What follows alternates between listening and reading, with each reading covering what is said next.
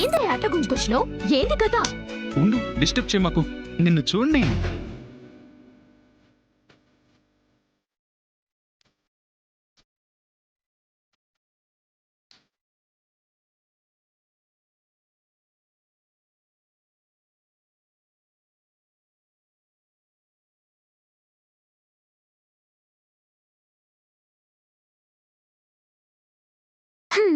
మొదటిసారి నీకు మస్తుగా ధైర్యం వచ్చినట్టుంది.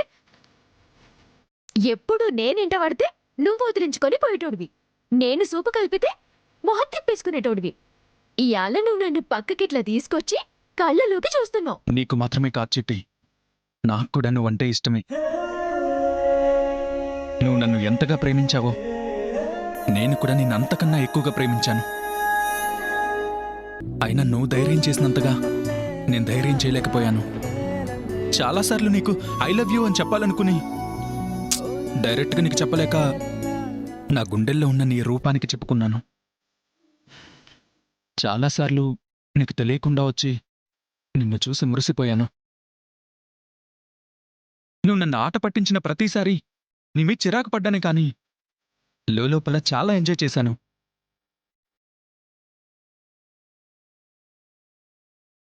నువ్వు అట్లా చెప్తుంటే నాకు మస్తు ఖుషి అవుతున్నది. నేనొకటి అడుగుతా చెప్తావా? అడుగు చిట్టి. నీ నోట్లోకెళ్ళి నాకు ఐ లవ్ యూ చెప్తే ఇనాలనుంది. చెప్తావా? చెప్పను. First time I love you చెప్పేటప్పుడు నార్మల్గా చెప్తే థ్రిల్లే ఉంటుంది చిట్టి, అందుకే.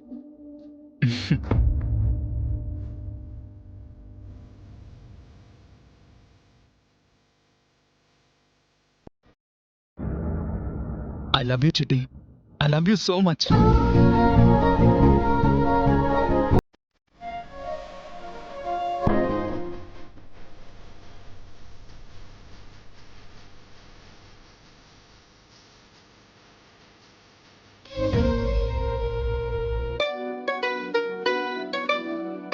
అంత ప్రేమగా గిఫ్ట్ ఇస్తే ఓపెన్ చేసి చూడవా? ఇప్పుడే చూస్తా.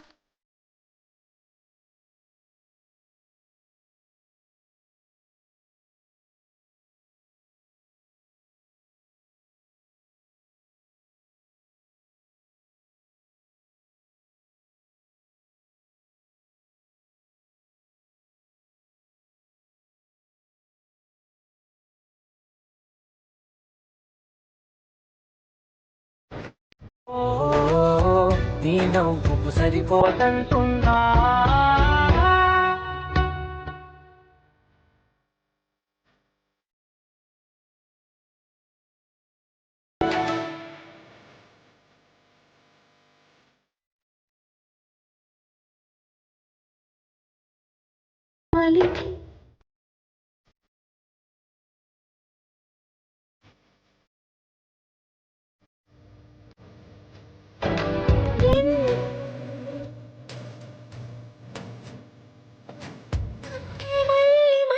జన్మనెత్తి నిన్ను చేరనా.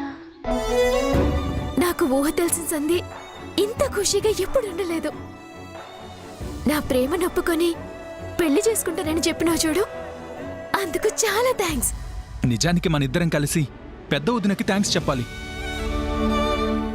మంజుల ఆడిన నాటకానికి వదిన కూడా సపోర్ట్ చేసి మిమ్మల్ని వెళ్ళిపోమని చెప్పినప్పుడు నాలో నేను ఎంత కుమిలిపోయానో ఆ దేవుడికి తెలుసు.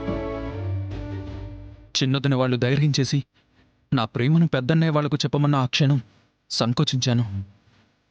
ఎప్పుడైతే మీరు వెళ్ళిపోవడానికి పూర్తిగా సిద్ధపడిపోయారో నిన్ను వదులుకోవాల్సి వస్తుందన్న భయం నాలో పెరిగి తెగించి నిన్ను పెళ్లి చేసుకుంటానని చెప్పాను. దీనంతటికీ కారణం పెద్దొదినే. మేమిడికి వచ్చిన కాడి నుంచి పెద్దక్క అమ్మ లెక్క నన్ను చూసుకుంది. నా ప్రేమ విషయంలో కూడా అమ్మ లెక్కనే అండగుంది. ఎట్లాగైతేనే ఈ బుజ్జోడు నా బుజ్జోడు.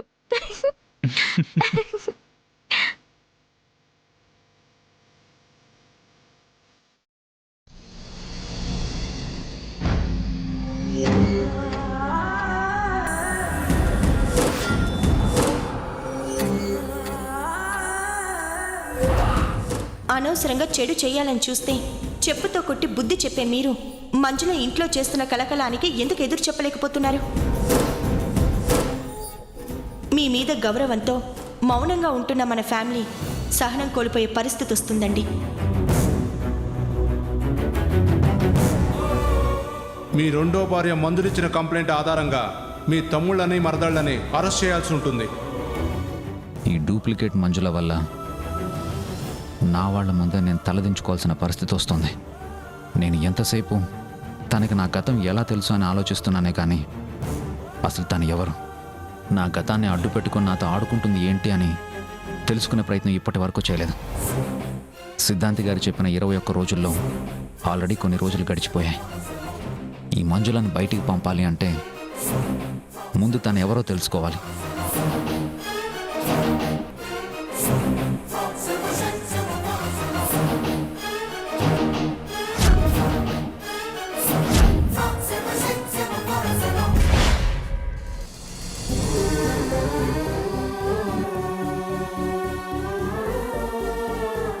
మీ తమ్ముళ్ళకి మరదళ్ళకి తనంటే గిట్టడం లేదని, అందుకే మీ ప్రమేయం లేకుండా తనను కొట్టి బయటికి గెంటేశారు అని తను కంప్లైంట్ ఇచ్చింది. మీ రెండో భార్య మందులిచ్చిన కంప్లైంట్ ఆధారంగా మీ తమ్ముళ్ళని మరదళ్ళని అరెస్ట్ చేయాల్సి ఉంటుంది.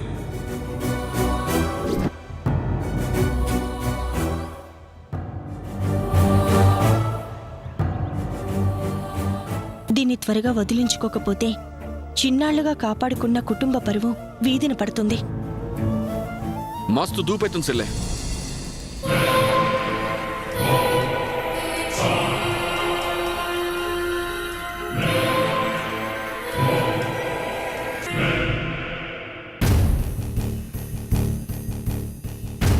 సెల్లే,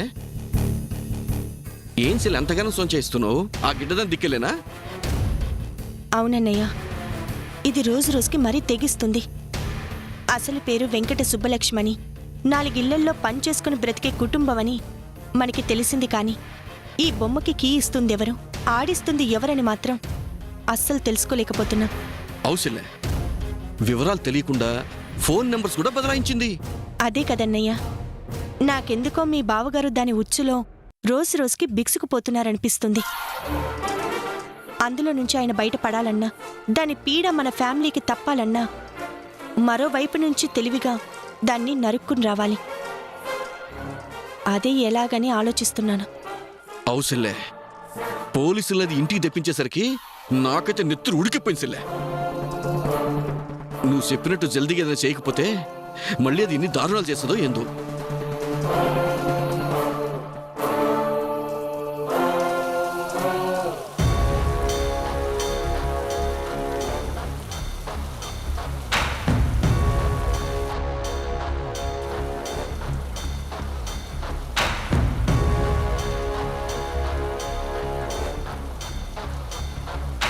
మనం మెడ పట్టుకుని బయట గెంటితే పోలీస్ కేసు పెట్టి మరి మన ఇంట్లో సెటిల్ అయింది అంటే దాన్ని అసలు బయట గెంటేయగలమా అని నాకే చాలా అనుమానంగా ఉంది.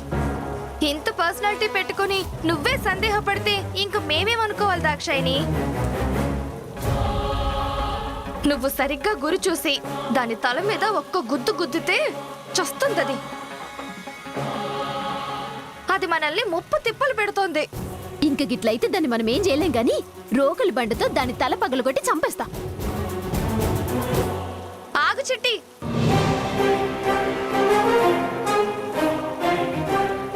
మంచి పని మీద పోతున్నప్పుడు ఆపకూడదక్కా. ఏందో చెప్పు, నిజంగానే దాన్ని చంపేస్తావా? అవు, లేకపోతే రోజు రోజు మనం జావాలి, నాతోటి కాదు. ఆగు, ఎక్కడికి చిట్టి కోపంగా వెళ్తున్నావు? ఆ కసర దాన్ని సంపనీకి.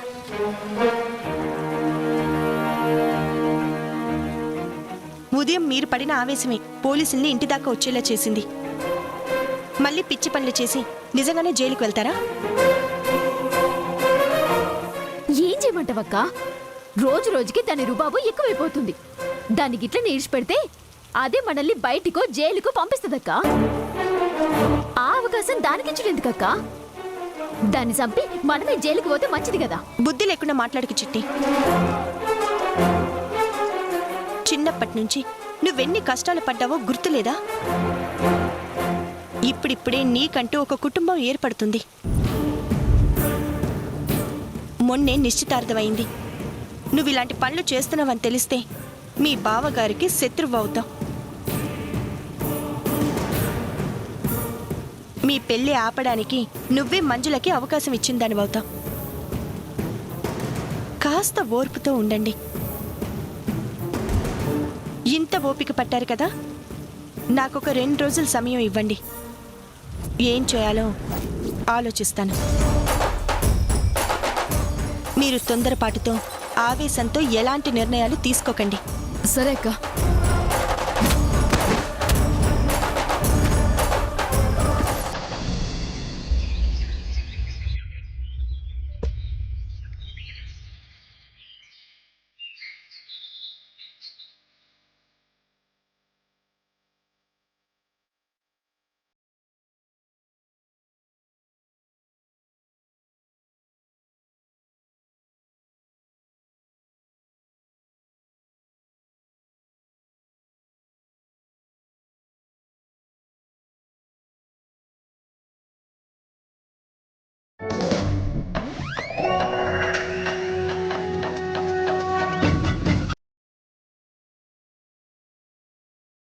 అక్క, సీతక్క.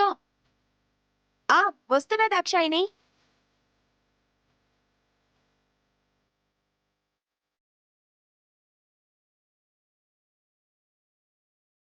ఏంటి దాక్షాయిని? బాగా ఆకలిగా ఉందక్క, తొందరగా టిఫిన్ చేయి. సరే, ఇప్పుడే చేస్తాను.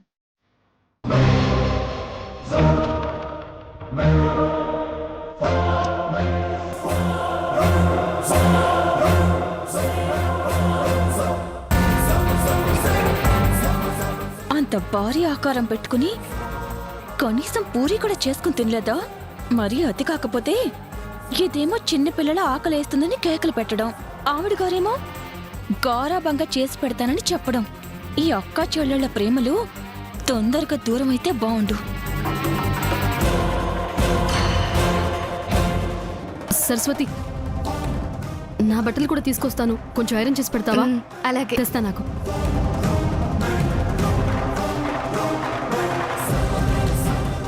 ఇదిగో సరస్వతి, ఇక్కడ పెడుతున్నా.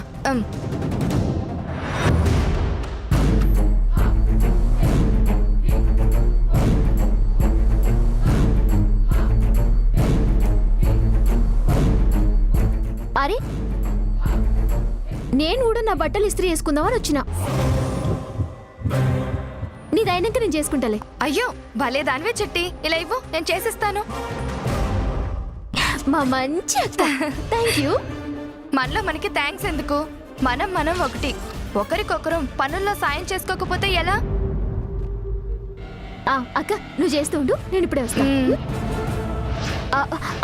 అక్క, గీ బట్టల్ని జరంతా భద్రంగా చేయక్క, నాకు చాలా ఇష్టం. అంత స్పెషల్ గా చెప్తున్నావంటే నాని గిఫ్ట్ గా ఇచ్చాడా? పో అక్క. అబ్బో, సిగ్గొకటి. సర్లే, జాగ్రత్తగానే చేస్తాను.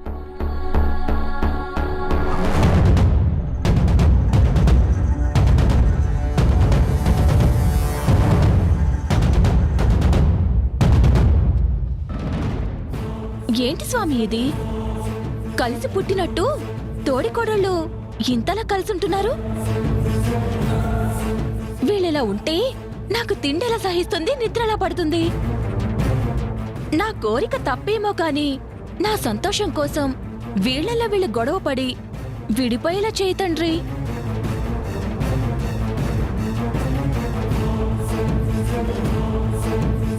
అయ్యో, సరస్వతి, సరస్వతి. అక్క, నేను వెళ్ళి బట్టలు ఆరేసి వస్తాను. కాస్త కిచెన్లో చూస్తూ ఉండు. సరే అక్క.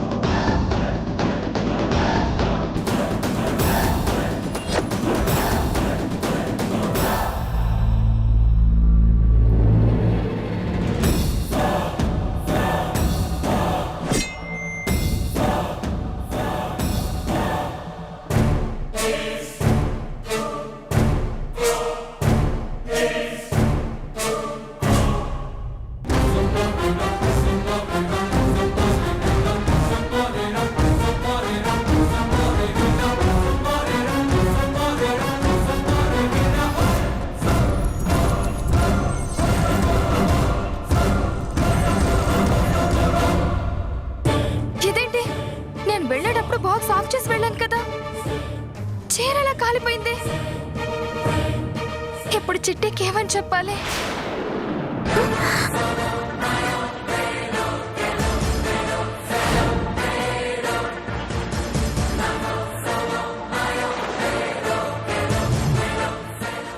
అక్క, గిదేంది సరస్వతక్క, చీర గిట్ల కాల్చినావు? సారీ చిట్టి, నేను ఐరన్ బాక్స్ ఆఫ్ చేసి పక్కన పెట్టే వెళ్ళాను. ఇది ఎలా కాలిందో తెలియడం లేదు. చల్, నీ కంటికి నేను పిచ్చిదా లెక్క కనబడుతున్నానా? నువ్వు పక్కన పెట్టిపోతే దానికదే ప్లగ్ పెట్టుకొని నా చీరని కాల్చేసిందా? నేను నిజమే చెప్తున్నాను చిట్టి. చెస్ ఊరుకోక. తింగగా లెక్క నమ్మనికి నీ లెక్క నాకు దిమాక్ లేదనుకున్నావా? చిట్టి, అనవసరంగా నోరు పారేసుకోకు. ఏంది జలకలిస్తున్నావు? చీరని భద్రంగా ఇస్త్రీ చేయమని చిలక్కి చెప్పినట్టు చెప్పిపోయినా దీన్ని పాడు చేసింది కాక మళ్ళీ ఉల్టా మాట్లాడతావేంది? నేను కావాలని చెయ్యలేదని చెప్తున్నాను కదా చిట్టి. ఏమైంది సరస్వతి? ఇగో చూడక్క, నాకు చాలా ఇష్టమైన శారీని ఇస్త్రీ పెట్టెతో కాల్ చేసింది. నేను ఐరన్ బాక్స్ పక్కన పెట్టే వెళ్ళాను దాక్షాయిని. మరి ఇది ఎలా జరిగిందో నాకు తెలియడం లేదు. చిట్టి, ఎక్కడో ఏదో పొరపాటు జరిగి ఉంటుంది, వదిలేసి.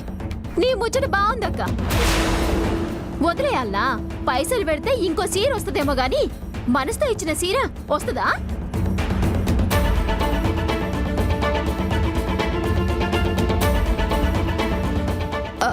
కరెక్టే చిట్టి, కానీ ఏం చేస్తాను చెప్పు? నువ్వు గొడవ చేసినా ఆ చీర రాదు కదా. సరస్వతక్క గలత్ పని చేస్తే నువ్వేం వెనకేసుకొస్తున్నావు? నాకిదంతా తెలియదు. నా చీర నాకు మంచి కావాలి. అలా ఎలా వస్తుంది చిట్టి? మాట్లాడటానికి ఒక అర్థం ఉండాలి. కావాలంటే డబ్బులు ఇస్తాను, వేరేది కొనుక్కో. మళ్ళీ గదే గలత్ ముచ్చట చెప్తావేంది? ఏంటి గొడవ? చూడక్క, నా లగ్గం ఖరారైందని నాని బావ గీ సీర ప్రేమగా తెచ్చిచ్చిండు. సరస్వతక్క దీన్ని గాలబెట్టింది గాక పైసలు ఇస్తానంటోంది. సరస్వతి, చీరని ఐరన్ చేసేటప్పుడు జాగ్రత్తగా చూసుకోవాలని తెలీదా? చేసుకోబోయేవాడు ప్రేమగా ఇచ్చిన చీరని కాల్చిందే కాక డబ్బులు ఇస్తాను అని అవమానించడం కరెక్టేనా? నువ్వు కూడా అర్థం చేసుకోకుండా మాట్లాడతావేంటక్క? నేనేమన్నా కావాలని చేశానా? నువ్వెట్లా చేసినావో నాకు ఎరకలే. నా సీర అయితే నాకు మంచి కావాలంతే. బుద్ధి లేకుండా ఇలా మాట్లాడుకు చిట్టి. కాలిన చీర మళ్ళీ ఎలా వస్తుంది? బుద్ధి లేని పని చేసింది సరస్వతి. నువ్వు చిట్టి మీద అరుస్తున్నావేంటి?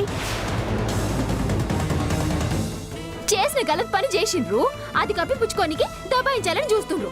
గిస్వంటి శరం లేనోళ్ళకి బట్టలు ఇచ్చడం నాది తప్పు. హే, శరం గిరమని వాక్కు మర్యాదగా ఉండదు, జాగ్రత్త. సరస్వతి,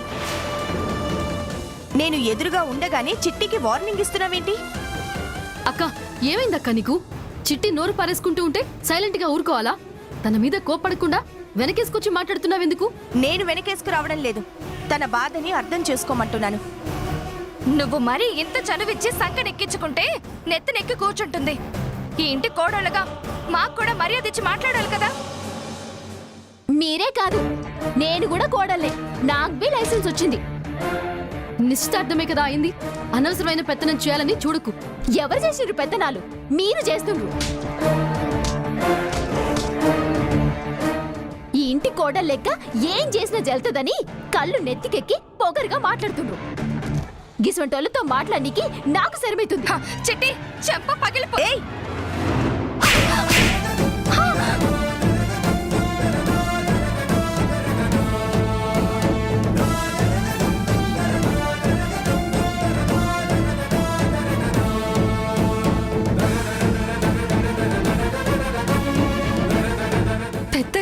కదా అని మంచేదో చెడేదో తెలుసుకోకుండా నా మీదే చేయి చేసుకుంటావా అక్క?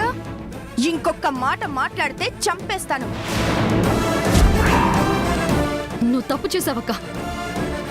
ఆఫ్టర్ ఆల్ ఈ చీర కోసం ఇది చేస్తున్న గొడవని సమర్థించడమే కాకుండా సరస్వతిని కొట్టావు.